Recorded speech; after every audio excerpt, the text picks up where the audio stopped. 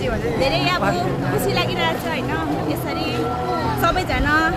दुई पन्थीमा हामीहरू यसरी लाइनमा हिँड्दैछौँ होइन रमाइलो गर्दै बुद्ध पूर्णिमाको दिनमा यसरी पुस्तक टाउकोमा लिएर एक्चुअली यो पुस्तक टाउकोमा लिनुको कारण चाहिँ के हो भन्दाखेरि चाहिँ अब सबैको आफ्नो धर्ममा आफ्नो हुन्छ होइन हाम्रो चाहिँ के मान्छ भन्दाखेरि चाहिँ यसले चाहिँ हाम्रो पाप कट्ने हुन्छ भन्छ होइन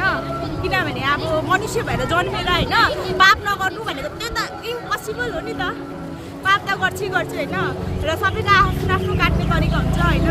त्यसैले हाम्रो ट्रेडिसनलमा चाहिँ अब यसरी हामी पुस्तक लिएर हिँड्छौँ होइन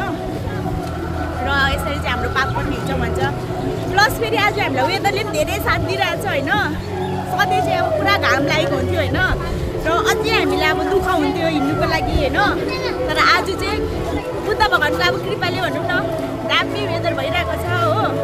प्लस फेरि हाम्रो यो ट्रेडिसनल जुन क्लोथ छ त्यो चाहिँ अब विन्टरको लागि स्पेसली बनेको जस्तो छ होइन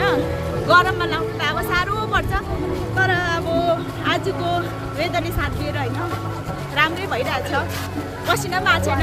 केही फिल पनि भएको छैन गरम पनि फिल भएको छैन होइन रमाइलो गर्दै अब होइन हिँड्दैछु र त्यति हो